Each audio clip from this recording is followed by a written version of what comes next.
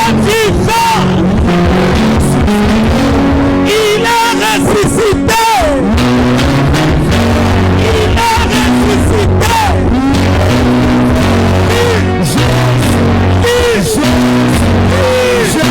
Alors acclamez ton Père.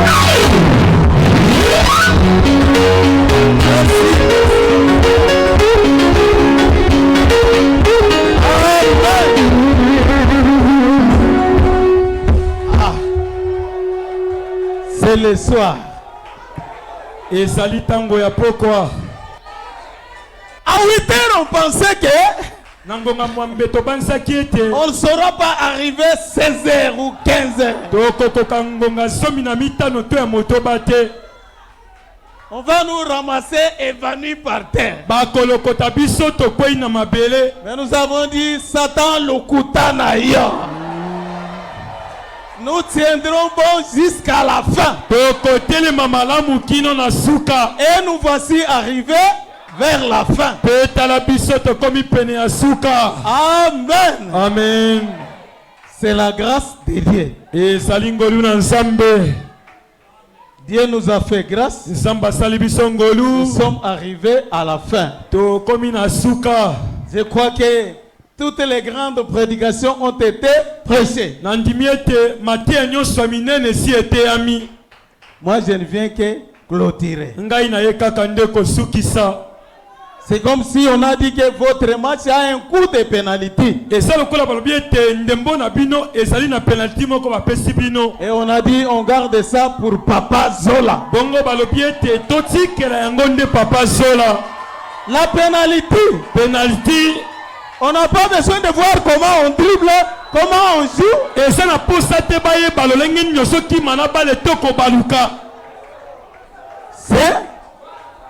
On a besoin de voir comment diriger la balle vers les poteaux.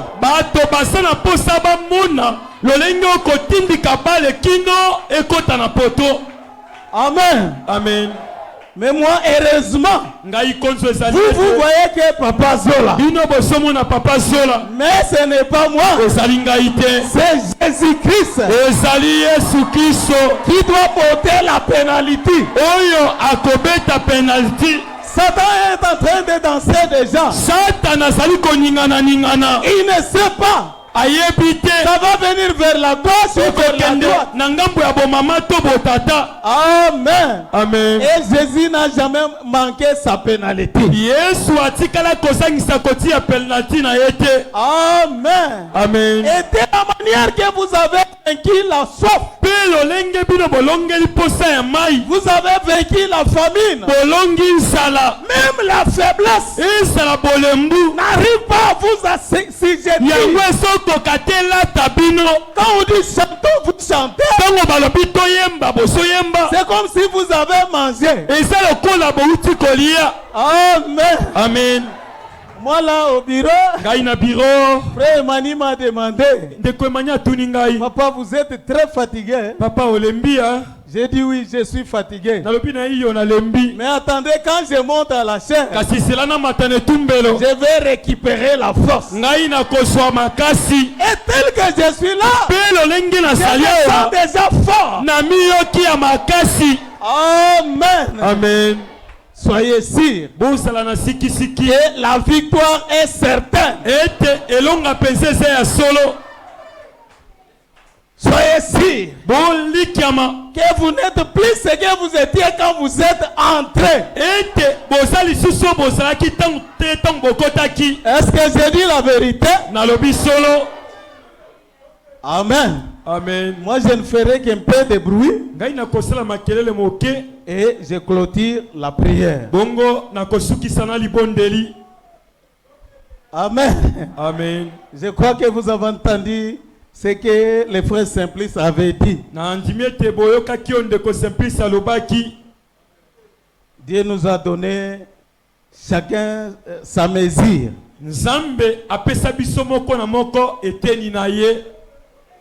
Amen. Amen. Même si je ne saurais pas prêcher comme les autres, mais ayez seulement foi kasi salaka kana kondima. Quand je dirais fermer les yeux, tangu na lokoloba tokanga miso, là même lui-même diable connaît. wana ezala yemoko satana yebi. Amen. Amen. Que le Seigneur m'a donné la voix du lion. Ete nzambe apesa ngai mongongo ya kosi. Quand je rugis, tango na ngurumi, Satan est obligé, satana atindikami de te quitter. Atika yo. Est-ce que vous le croyez? Ondimi yango. C'est le Seigneur qui a fait comme ça. Kolonde asala bongo. Il m'a donné cette portion. Apesa ngai eteni wana. Nous allons nous lever tokotelema pour lire la parole. Pona kotanga liloba. Nous prenons le deuxième livre des Corinthiens. To zibuku ya mibale ya ba Corinthiens. Au chapitre 4. Na mokapo ya minei. Des Corinthiens chapitre 4. Ba Corinthiens ya mibale mokapo ya minei. Nous lirons le verset 15 et plutôt 16 à 18. To kotanga uta na nzela ya zomi na motoba kino zomi na mwambe.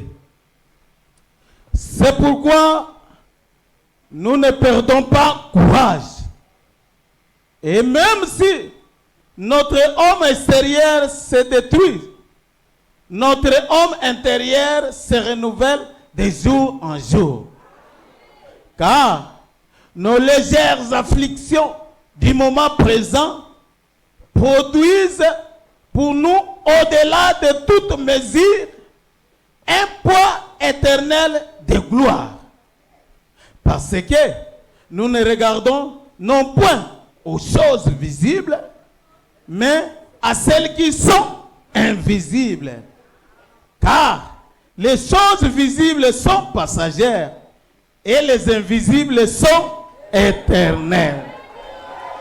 Zela kotanga zomi na motoba yango wana tolemba kate atako bomo inabiso na ya bomoto ezali kolemba kasi bomo inabiso ya molimo ezali kokola mokolo na mokolo. Bapasi oyo tomonaka yango ezali ya mike mike pe eumelaka te kasi ezali kobongisela biso lokumu moko ya monene pe kokamwa pensa. Toboyi koluka bomengo oyo emonanaka na miso kasi tolukaka oyo emonanaka te.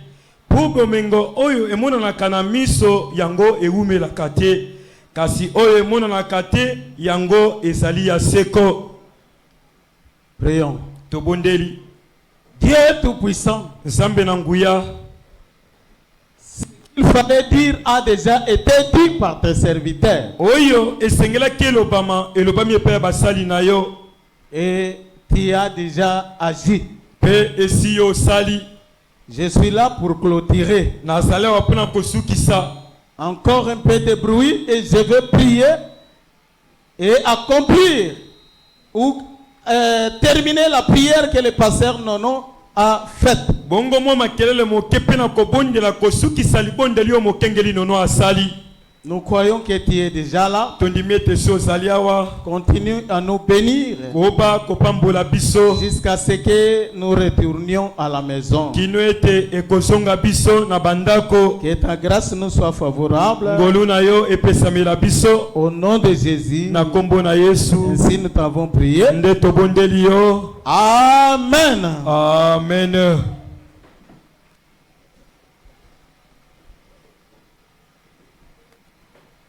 Bonsoir, peuple de Dieu. Il y en a qui n'ont pas accepté. Bonsoir, frères et sœurs.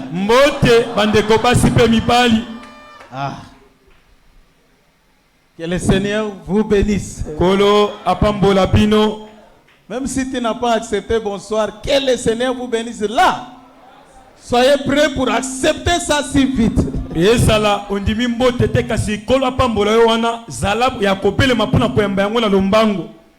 derniers mots que je voudrais vous accorder,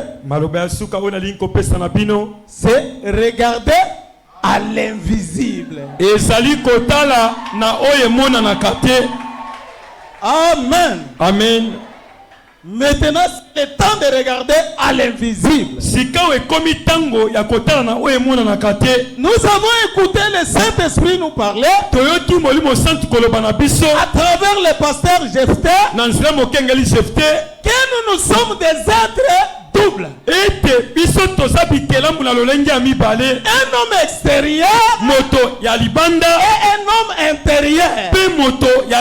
L'homme extérieur ici regarde aux choses visibles, les choses qu'il peut toucher. Mais l'homme intérieur, lui regarde aux invisibles. Même ce qui est contraire à la science, lui regarde à cela. Et cette personne-là, c'est la foi en vous. C'est le baptême du Saint-Esprit. C'est Dieu en vous. C'est pourquoi, à cet instant, regarde à l'invisible. Pierre a fait ce qu'il fallait faire. Dieu a dit, publier une journée de jeûne. Une simple convocation. Une réunion spéciale qui doit durer du matin au soir. Des choses qu'il faut observer.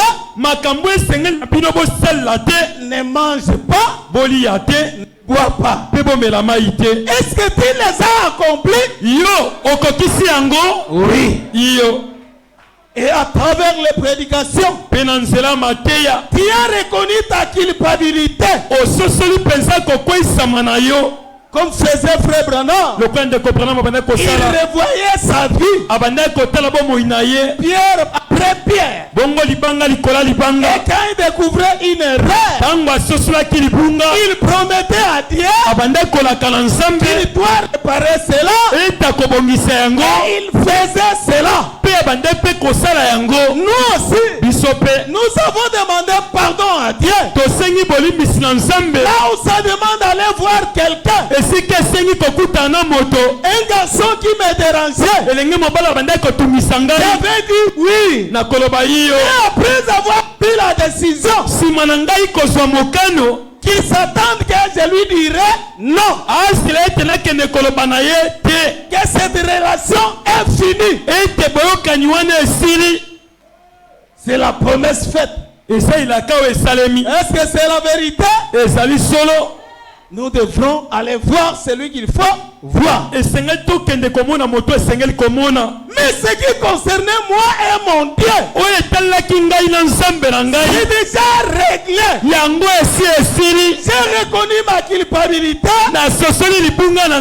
J'ai regretté cela.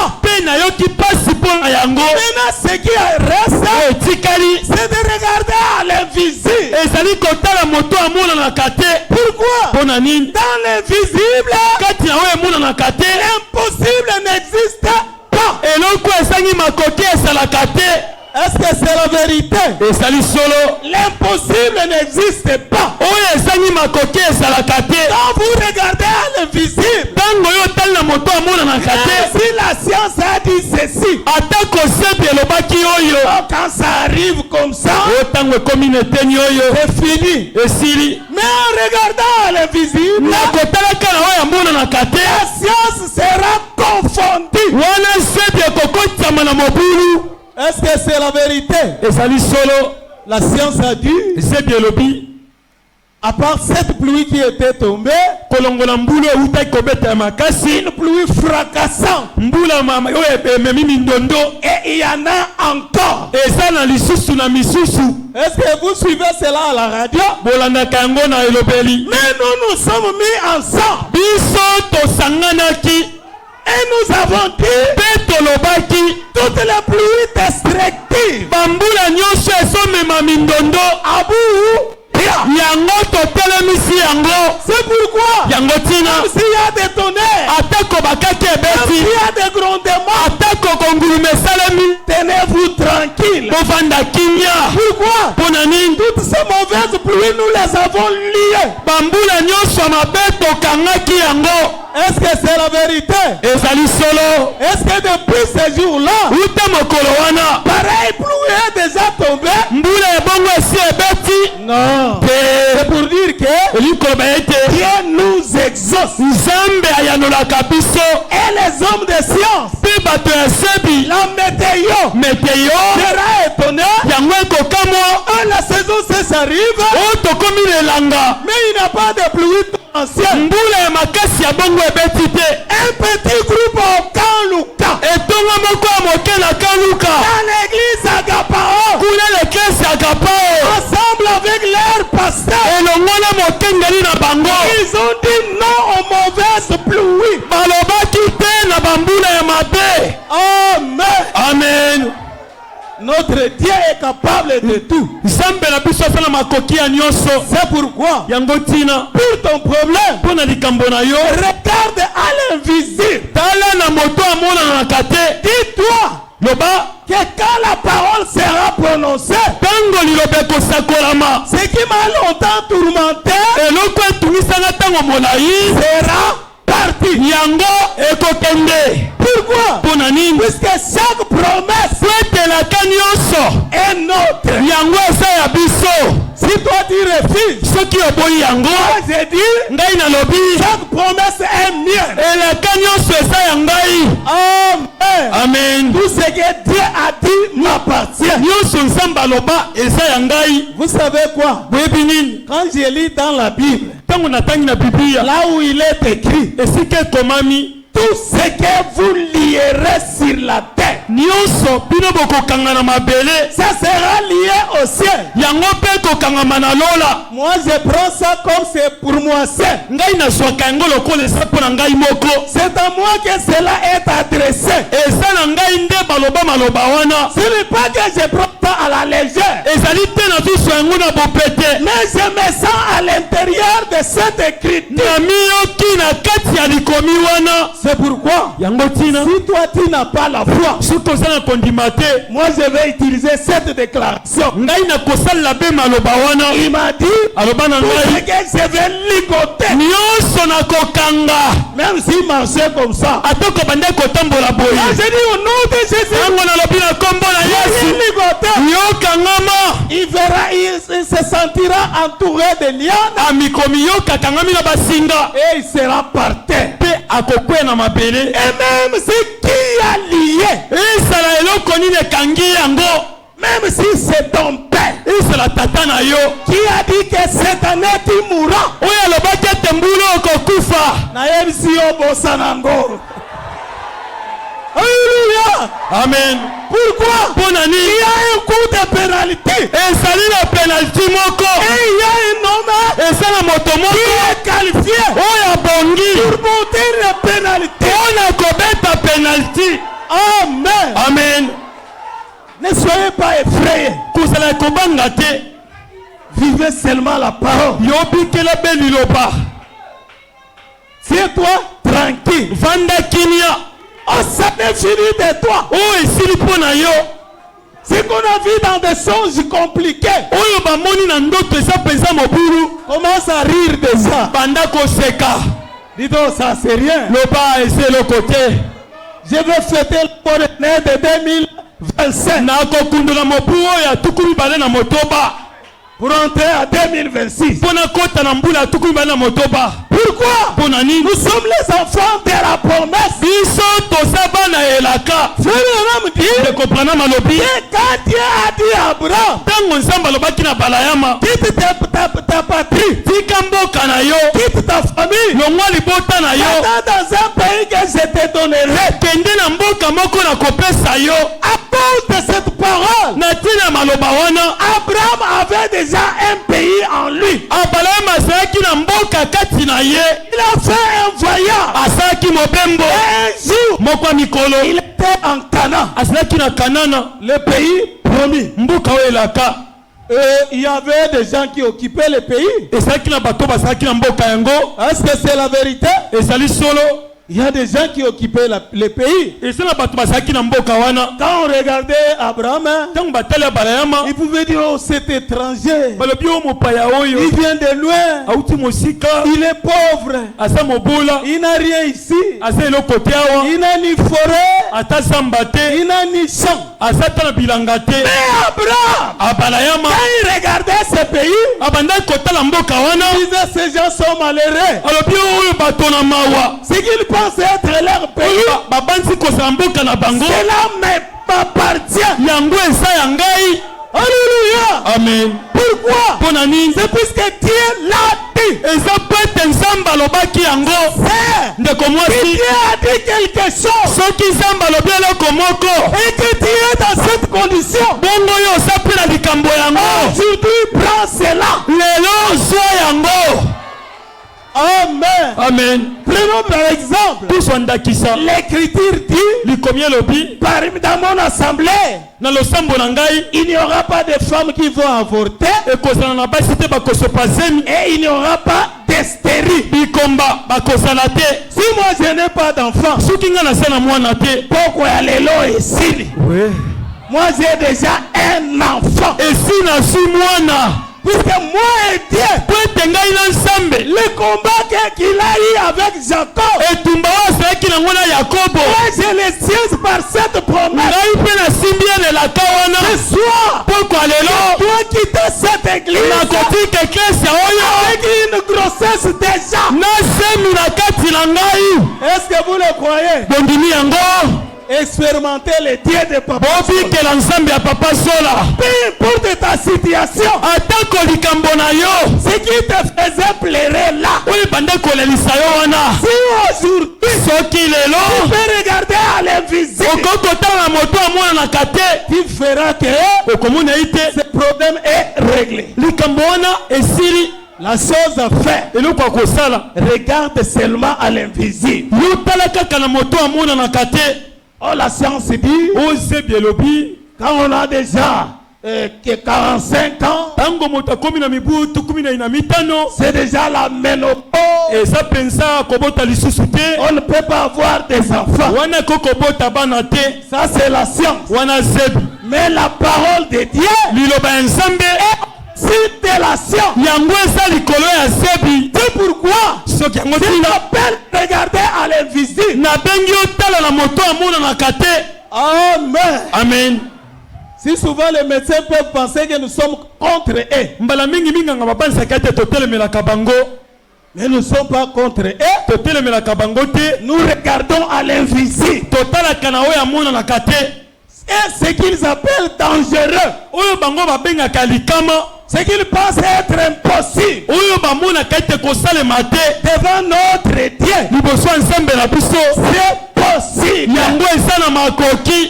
Ma sœur, tu as un âge qui avance et tu as besoin du mariage. Tu sens cela dans ton cœur.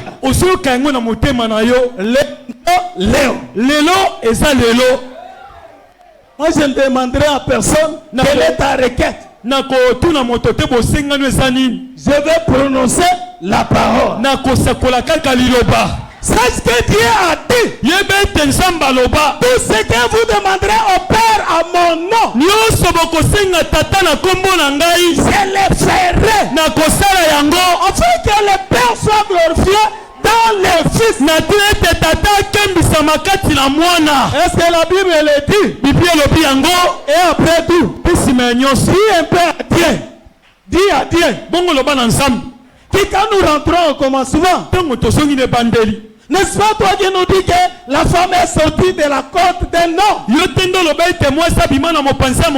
Donc toi tu peux dire que moi je suis sorti dans le vide. Je suis fatigué avec cette vie célibataire. Je vais rentrer là où je suis sorti. Je vais voir les côtes où moi je suis sorti. Est-ce que vous êtes d'accord avec moi? Et cramponnez-vous la parole de Dieu. Il nous a dit, si ma parole demeure en vous, et que moi je demeure en vous, et que vous demeurez en moi, alors demandez tout ce que vous voulez. Est-ce que c'est la parole?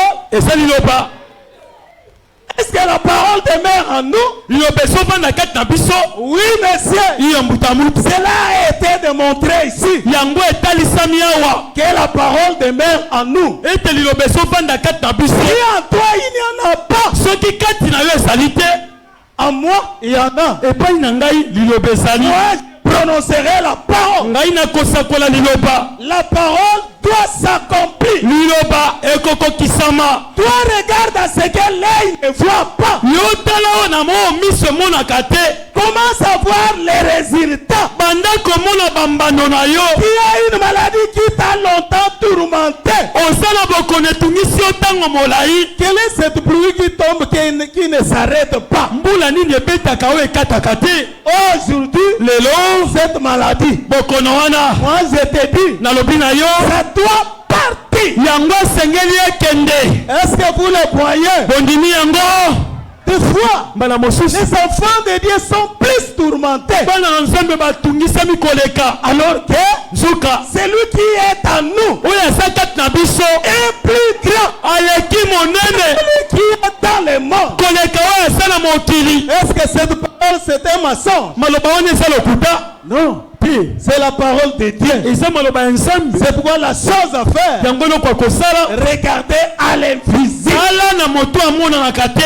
Regardez à ce que l'œil ne voit pas. Là, l'invisible, il y a solution pour ton problème. Là, l'invisible, il y a la réponse pour ta question. Et aujourd'hui, retourne le regard là-bas. Et tu verras ta réponse est là. Jésus te dira, j'attendais que tu arrives à ce point-là. J'attendais que Josué prépare ses jours. Et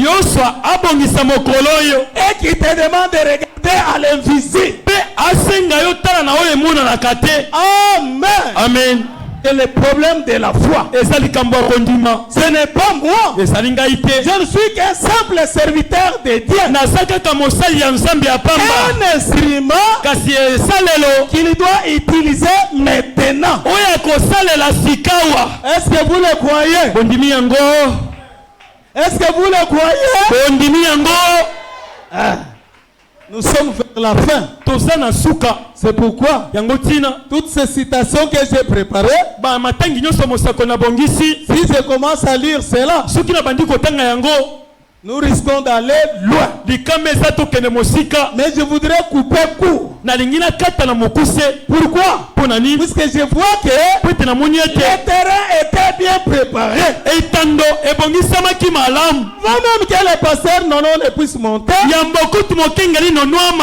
le terrain était déjà prêt.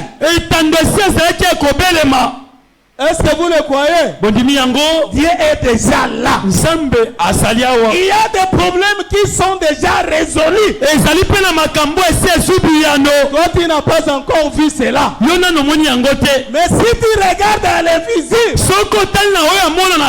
tu verras que c'est déjà réglé. Peu importe ce qu'il y a. Un démon qui m'a longtemps dérangé. Prépare-toi. Aujourd'hui, il doit te quitter. Je ne dis pas il peut. Il peut te quitter. Si Jésus l'avait. Mais Jésus c'est la parole. Qu'est-ce que nous devrons chercher encore? Ce qu'il nous demande, c'est de regarder à l'invisible. Et enfin, que Josué prononce la parole. Papa, et mon problème sera réglé. Amen. Amen. Regardez à l'invisible. Butala na we amona na kate. C'est là où il y a solution de ton problème. J'aimerais que tu te rendes compte d'abord de ton problème. Afin que quand moi je vais prier, tu ne feras que brandir ça comme ça. Et Jésus qui exécute sa parole, il va prendre ce qu'il a présenté et changer cela. Il te donne ce que toi tu t'attends. Amen. Amen. Vous êtes prêts? Combien sont prêts? Merci beaucoup. Je vous invite à vous lever.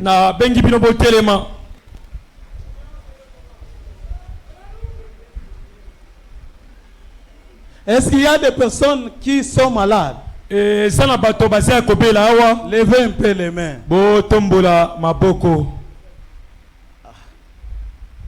C'est comme si vous n'êtes pas très nombreux. Alors passez devant. Ceux qui sont malades.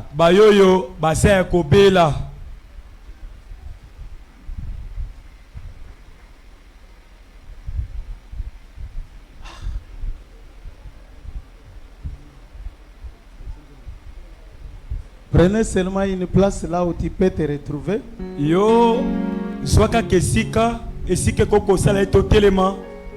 Les grands médecins est ici maintenant. Monganga monene asalia wa sikoyo.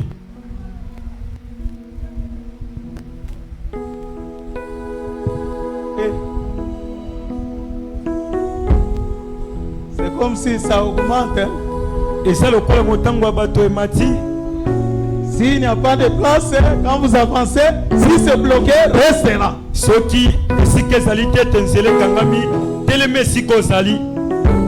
Avec des yeux qui regardent à l'invisible. Na miso, oyo sotala na moto amona na kate. Je ne saurais pas tous vous imposer les mains. Na koko kate kotiela bino banso maboko. Je demande aux serviteurs de Dieu. Na sengi na basali na nzambe. Comme l'écriture que nous avons lu. Lokola likomio totangi. Entre les poutres et l'autel. Katikati to likolo ya tempelo awa. Etumbelo. Les poutres. Na makunzi ya tempelo. Et l'autel. Pene tumbelo. Là se tiendront les serviteurs de l'Éternel. Kuna esike kotelema basali na Yahweh. Venez. Boya, mettez-vous ici. Mettez-vous la main dans la main. Bosimba na loboko, na loboko. Je passe avec vous.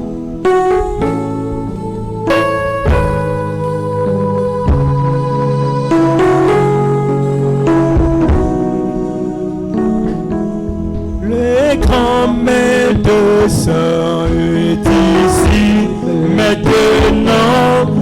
Le bâti sans Jésus, réconforte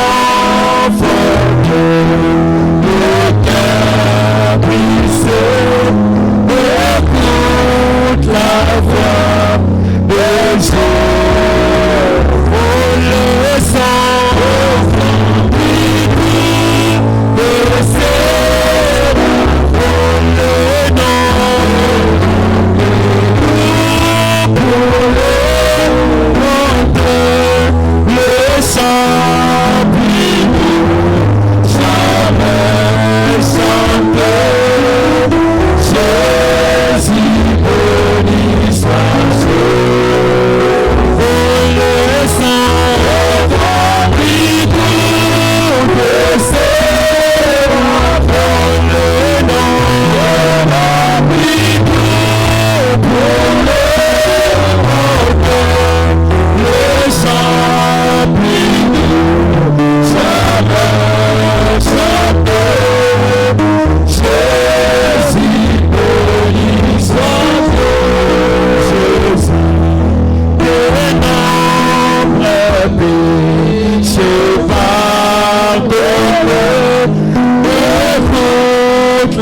voix de Jésus va s'empêcher la route au ciel et porte ta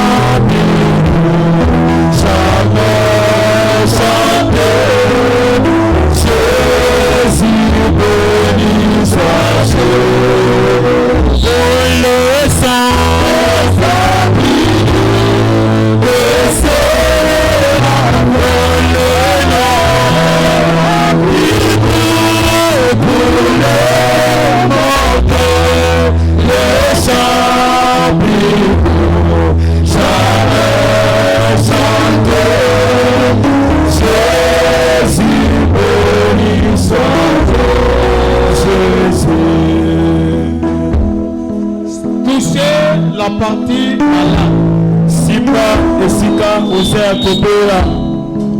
Si c'est un enfant, impose-lui les mains.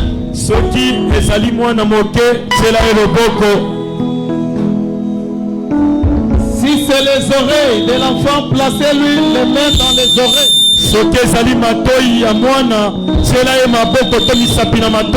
Si c'est les yeux, placez-lui les mains dans les yeux. Et croyez seulement que le Dieu de William Branham est vivant. Son prophète est parti,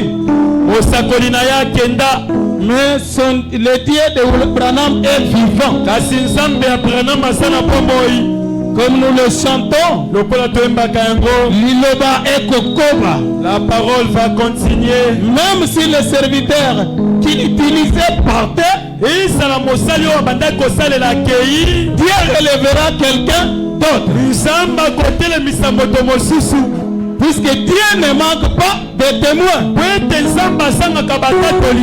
Frère, sœur, laissez-moi te rassurer. Sans ombre de doute, dans ce quartier, je suis le témoin de Dieu. Je le sais. Et vous aussi, vous le savez. Croyez seulement. Bien-aimé Père Céleste, le jour attendu est arrivé.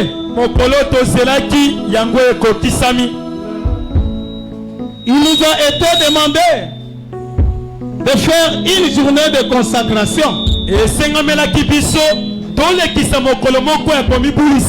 dans les jeûnes et prières.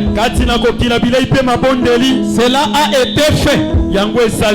Et la Bible dit qu'il y a aussi des démons qui quittent après les jeûnes. Nous croyons que ces écritures sont accomplies. Voilà les personnes qui ont des cas. Ils sont passés devant. Et je leur ai demandé de s'imposer la main à la partie malade. Seigneur, maintenant il est temps que toi tu entres dans la masse et leur imposer les mains. Quand j'étais un jour au camp Kokolo, tu as montré à une sœur que quand moi je levais les mains, toi aussi tu levais tes mains. Quand j'indiquais une direction, toi aussi tu indiquais cette direction. Cette sœur, je ne la connaissais pas. Ce qu'elle a vu, c'est toi qui le lui a montré. Mais pour moi, c'est la confirmation du travail que tu m'as donné. Voilà pourquoi. Et je me tiens ici avec l'ainsi dit le Seigneur, qui m'avait dit que je terrasserai les grands esprits, même les esprits résistants devant moi, ils seront terrassés. Tu m'avais montré les démons à l'image d'un taureau, et je l'ai terrassé. Moi j'avais peur, j'ai grimpé dans un arbre. Tu m'as dit que cette affaire te concerne. C'est toi qui dois mettre fin à ces grands problèmes. Et cela était arrivé. Oh Dieu, cela ne sont que de simples paroles que je répète. C'est de l'histoire. Ce que ce peuple a besoin, c'est la confirmation d'aujourd'hui. Voilà pourquoi je donne ordre et injonction. Démon de mal de tête, mon bien-aimé a touché sa tête. Comme la Bible dit, vous imposerez les mains aux malades. Mais au temps de la fin, c'est prononcer la parole. Comme le dit frère Branham, depuis que le monde existe, c'est au temps de la fin où Dieu a dit à un homme, prononce la parole. Et c'est un autre temps.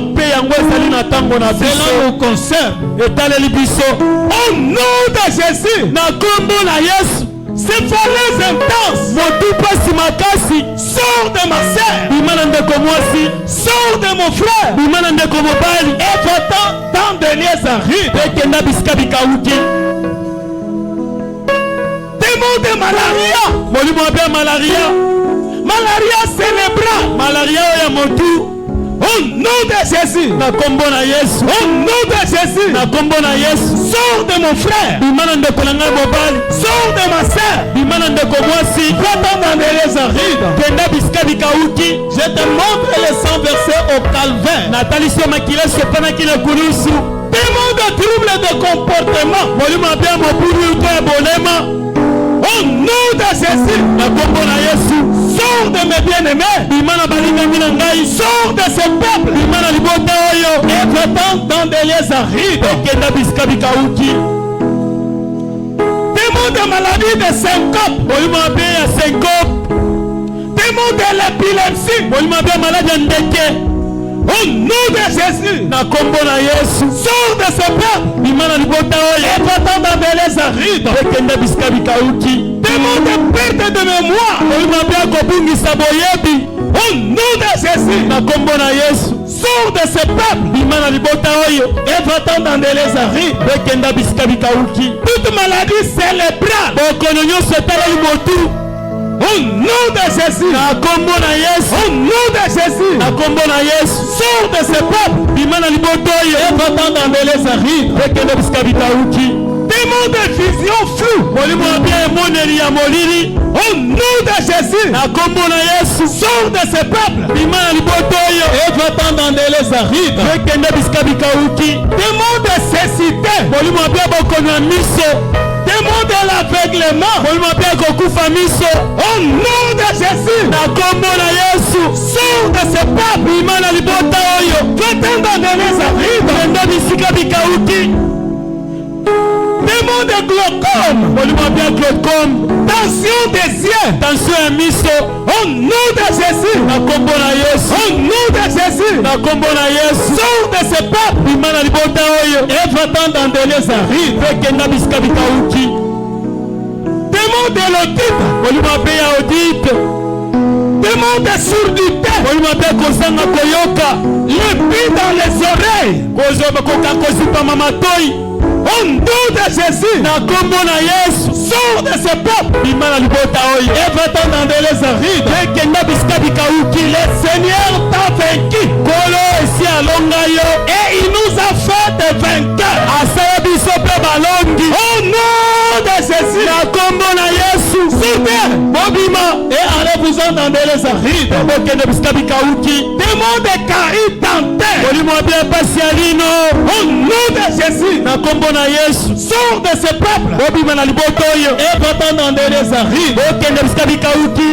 Des mondes de tout.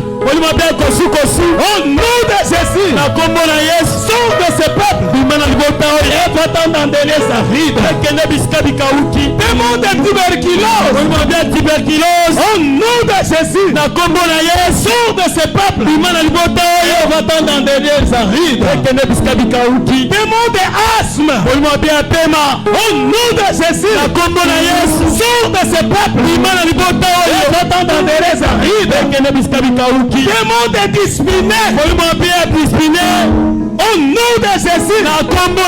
Au nom de Jésus. Sors de ce peuple. Et va-t'en dans les arides. Des mondes de loquets. Au nom de Jésus. Aucun sort. Va-t'en dans les arides. Au nom de Jésus-Christ. Toi, démon. Cirrhose de foie. Au nom de Jésus. Sors de l'état. Et va-t'en dans les arides. Démon de l'hypotension. Démon de l'hypertension. Au nom de Jésus. Sors de ce peuple. Et maintenant. Il ne peut pas encore retourner dans ce corps-là. Au nom de Jésus. Sors va-t'en dans le désert de Sarah. Le lieu qui vous est réservé. Va-t'en. Pour ne pas revenir. Toute maladie cardiaque. Au nom de Jésus. Au nom de Jésus. Au nom de Jésus. Sors de ce peuple.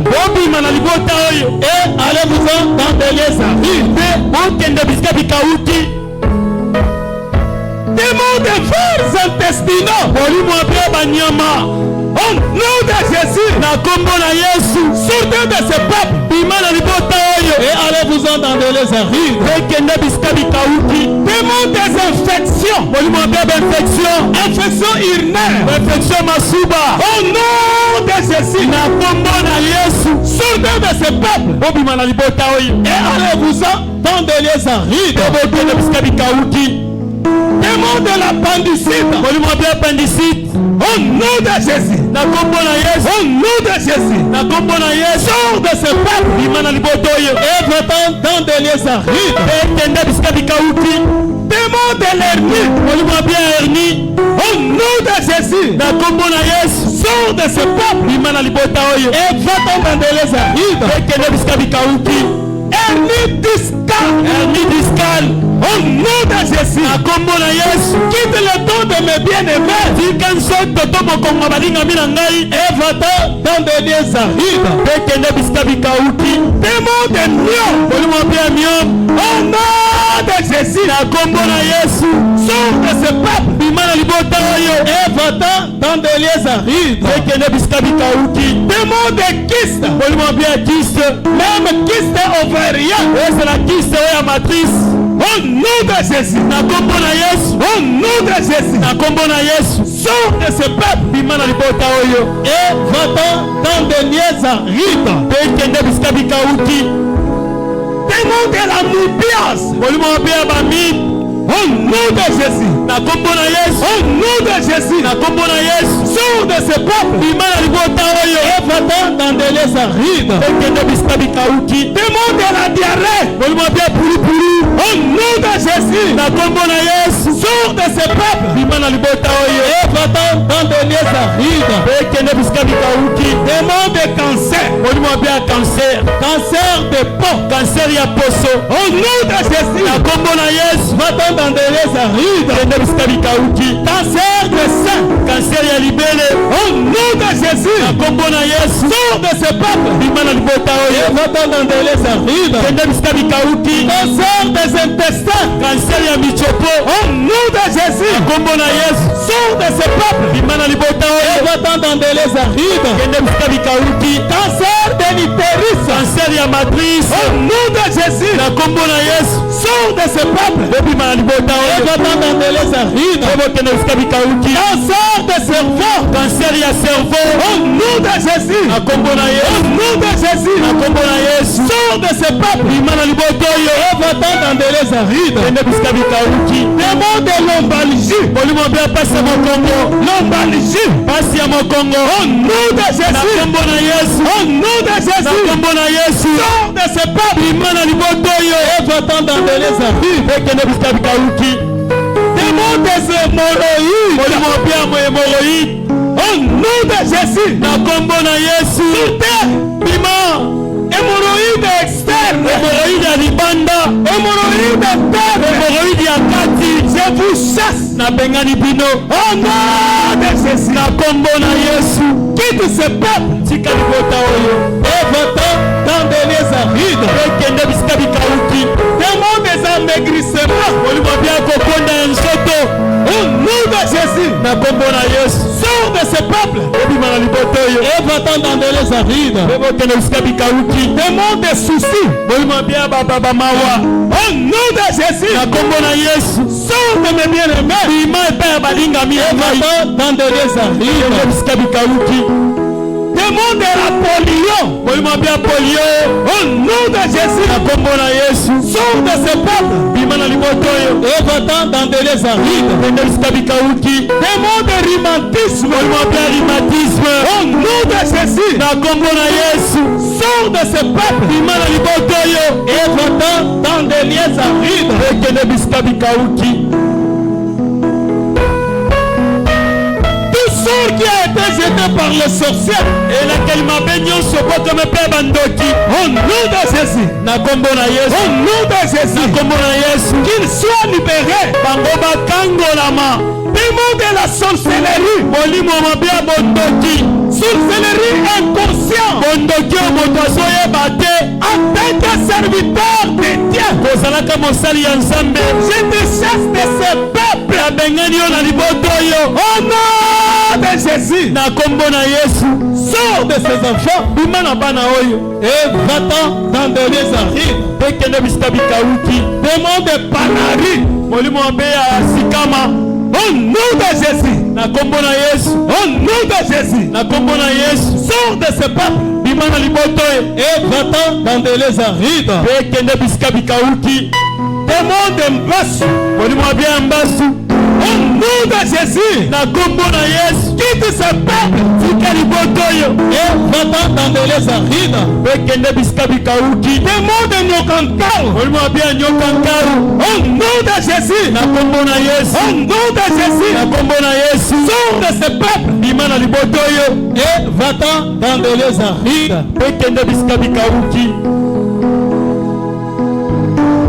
Puissance de malédiction, nguya nyonso ya elakeli mabe des paroles prononcées ya maloba oyo esakolama par des tantes, epai ya batata mwasi par des oncles paternels et maternels, epai ya bandoko to mpe batata leki to kulutu au nom de Jésus, na kombo na yesu que cette malédiction quitte elakeli mabe wana etika bango au nom de na Jésus-Christ kombo na yesu kristo et que cela aille dans des lieux arides. yango ekende bisika bikauki Les envoûtements familiaux kolokama ya libota au nom de Jésus, na kombo na yesu au nom de Jésus, na kombo na yesu sortez de ce peuple bobima na libota oyo et allez-vous-en dans des lieux arides. mpe bokende bisika bikauki Démon de la sirène, molimo mabe ya mwasi ya mai au nom de Jésus, na kombo na yesu au nom de Jésus, na kombo na yesu sors de ce peuple bima na libota oyo et va-t'en dans des lieux arides. Démon de mari de nuit. Femme de nuit. Au nom de Jésus. Au nom de Jésus. Peu importe qui vous a envoyé. Moi je brise cette union. Au nom de Jésus. Retournez dans les lieux à lire. Que les enfants de Dieu soient libérés. Au nom de Jésus. Au nom de Jésus. Démon de blocage. Au nom de Jésus. Sors de ce peuple. Et va-t'en dans des lieux arides. Démon de stérilité. Au nom de Jésus. Au nom de Jésus. Quitte ce peuple. Et va-t'en dans des lieux arides. Démon de faiblesse sexuelle. Au nom de Jésus. Sors de mes frères. Et allez-vous-en dans des lieux arides. Démon de chômage. Au nom de Jésus. Au nom de Jésus. Sors de ce peuple. Et va-t'en dans les arides. Démon de malchance. Makila libata. Au nom de Jésus. Au nom de Jésus. Sortez de ce peuple. Et allez-vous-en dans des lieux arides. Que tout esprit que je n'ai pas cité et qui lie les enfants de Dieu, que ce soit les mensonges, que ce soit les adultères, au nom de Jésus, sortons de ce peuple, démon de vent, au nom de Jésus, sors de ce peuple, et va dans des lieux arides. Démon de pornographie. Au nom de Jésus. Sortez de mes frères et sœurs. Et allez-vous-en dans des lieux arides. Démon de masturbation. Au nom de Jésus.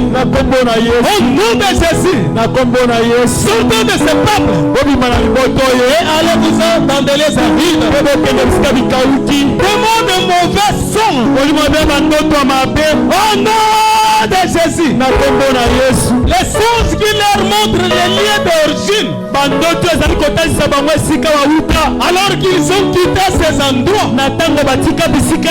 Je sors les enfants de Dieu de ces endroits. Que ceux qui sont venus du village et que leur esprit est resté au village, que cet esprit quitte le village. Au nom de Jésus. Au nom de Jésus. Que cela arrive à Kinshasa. Et vivent selon la parole. Ceux qui rêvent les endroits anciens, les amis anciens, alors qu'ils ont quitté ces endroits il y a longtemps. Au nom de Jésus, que cet esprit les quitte. Et qu'il entre dans le temps présent. Qu'il rêve ce qui est réel et ce qui est présent. Ombre noir, ombre de la mort. Aujourd'hui, je te chasse de ce peuple. Plusieurs fois on te voit par des songes. Aujourd'hui, je te chasse. Au nom de Jésus. Au nom de Jésus. N'importe qui avait décidé cette mort, que ce soit les parents propres, moi j'annule cela. Si on t'avait lié quelque part, je te délie au nom de Jésus. Au nom de Jésus. Soyez kangolama. Au nom de Jésus. Na kombo na Yesu. Soyez délivrés. Kangolama. Et que tu puisses prospérer. Bongo okende liboso. Que la mort te quitte.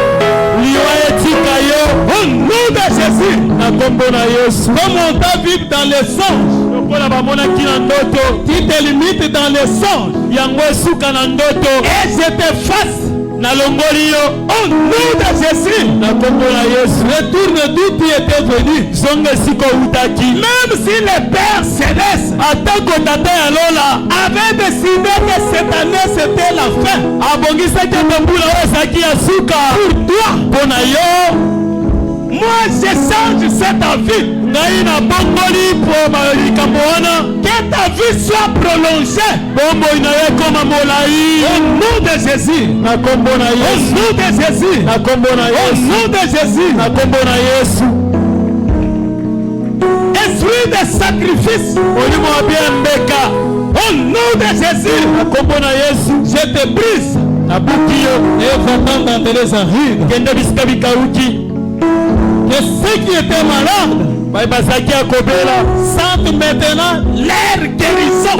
Sikoyo bayoka lobiko na bango. Au nom de Jésus. Na kombo na Au Yesu. nom de Jésus. Na kombo na Yesu. Fais le mouvement que tu ne faisais pas. Lingana koningano banya kosala te. Au nom de Jésus. Na kombo na Yesu. Soyez guéris. Bika. Au nom de Jésus. Kombo na Yesu. Marche. Bika totambola. Au nom de Jésus. Na kombo na Yesu. Commence à voir correctement. Banda komona malamu. Au nom de Jésus. Na kombo na Yesu. Que tes oreilles s'ouvrent. Matoi na yo Au fungwama. nom de Jésus. Na kombo na Yesu. Que tu parles correctement. Oloba malamu Au malamu. nom de Jésus. Na kombo na Que Yesu. tu marches correctement. Otambola malamu.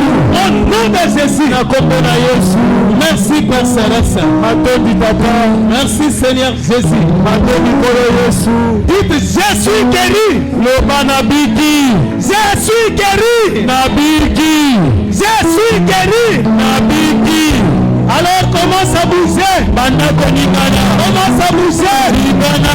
Marchez. Tambola. Marchez. Tambola. Marchez. Tambola. Sautez un peu. Bumbo moke. Sautez un peu. Bumbo moke. Sautez un peu. Bumbo moke. Et le Seigneur vous bénisse. Kolo apambola bino. Au nom de Jésus-Christ. Kombo na Yesu Kristo. Amen. Amen. Merci beaucoup. Matondo mingi. Ça a bien marché. Yango etamboli malamu. Est-ce que vous le croyez? Ondimi yango. L'État nous fait défaut. Ngonga te ezali kosala biso likambo. Sinon, Soki te vous pouvez ramasser même les témoignages. tokoki kolokota ata matatoli. Croyez seulement. Ndima kaka. Si tu n'as rien senti, Soki oyoki eloko te continue à regarder à l'invisible. koba kotala na oyo amonanaka te. Même à la maison, ezala na ndako tu sentiras différemment. okomi yoka na bokeseni. Ceux qui sont guéris ici, bayo babiki awa c'est la guérison miracle. yango ezali lobiko ya mikamwa. Mais la guérison divine, lobiko na nzoto ça peut s'opérer même après 4 jours. ekoki kosalema ata nsima mikolo minei. C'est pourquoi yango ntina ne perdez pas la foi. kobungisa kondima te. Ne dites pas, moi je voulais qu'on m'impose les mains. koloba te to nalingaki batielanga maboko.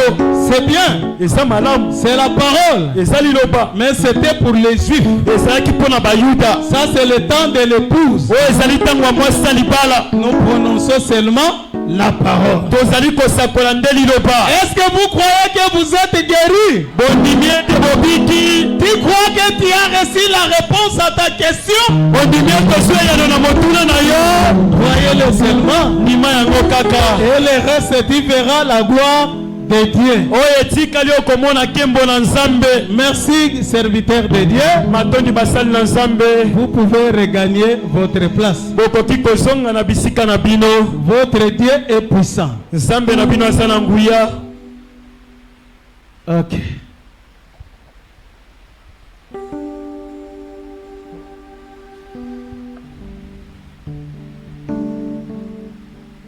On me donne le programme.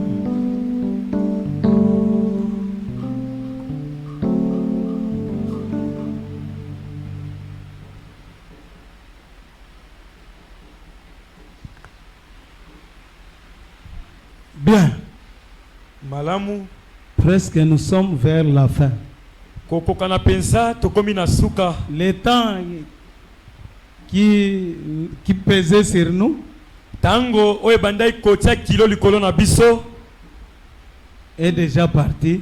et si ekei Par rapport à quelques minutes qui nous restent kotala mwa minuta moketikali pour que nous puissions clôturer notre journée. po ete tokoka kosilisa mokolo na biso.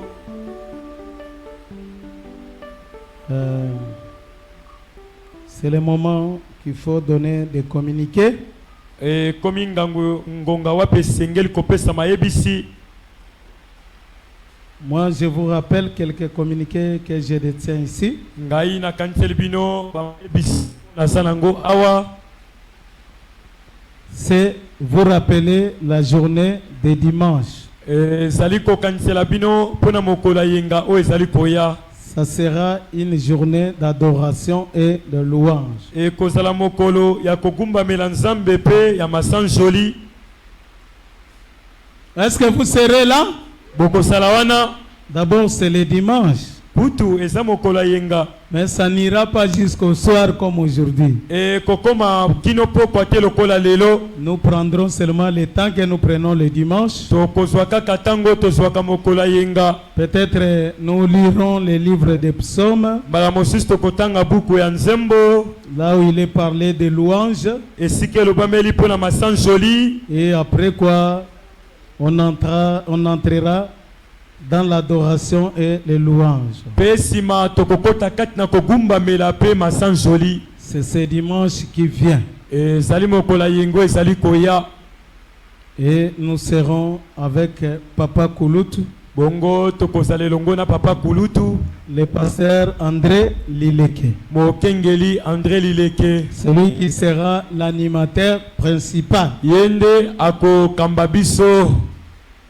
Si vous ne dansez pas bien, il faut avoir peur ce jour-là. Soki opina kamala mute sengeli obanga mokolo wana. Parce que avec ces danses à lui, c'est tout le corps qui bouge. Poete na mabina na ye nzoto mobimba nde ninganaka. Et ça sera le dimanche. Pe ekozala mokola yenga. Nous cédons la place pour la personne qui détient les communiqués. To tike sika pa ya moto azana manaka. Après quoi nous reviendrons.